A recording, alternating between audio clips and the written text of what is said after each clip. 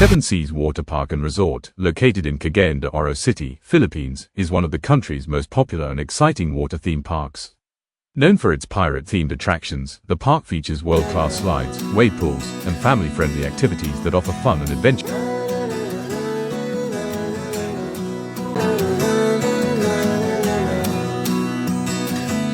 Hey Voyagers! Welcome! So we just arrived here in Seven Seas. So as a tourism student in Cagayan de Oro, just give us a chance to give you a tour here in Seven Seas. I am Kyle, I'm here in Norte Botani together with Paula Santiago and Clifford Fortunado. So let's go ahead and enjoy this morning.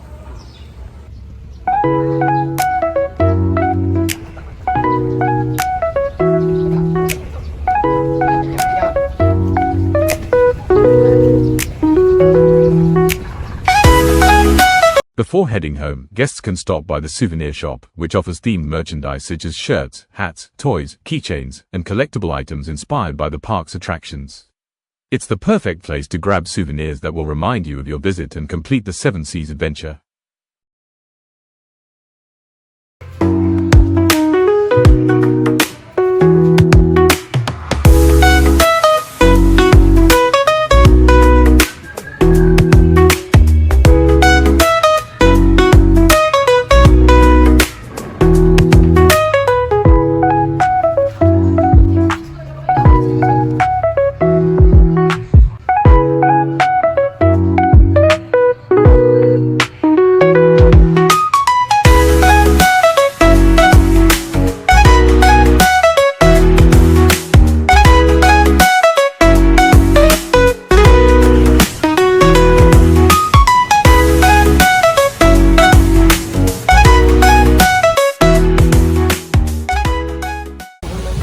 Time check, it's already 12 noon, so mag-lunch na may. So let's go, may tatag. Fast food nga, affordable. Hindi siya ng 7 Seas, pero wala yung order.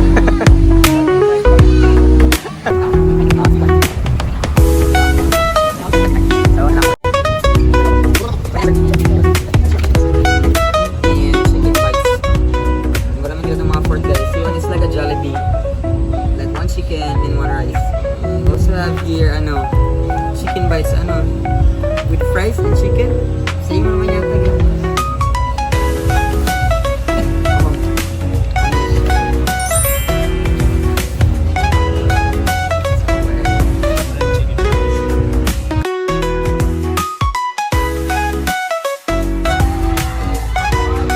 One of the biggest highlights of Seven Seas is its collection of extreme water slides, such as the Cyclone, Abyss, Cannonball Run, Riptide Reef, and Plank Drop, the first and only vertical aqua loop in the Philippines.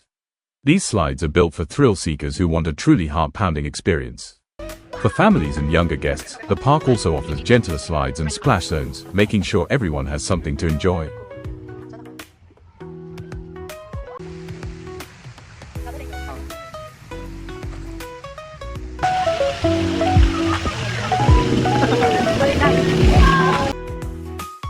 In the heart of Cagayan de Oro City, a new world of adventure awaits. A place where every splash tells a story, and every ride begins a journey.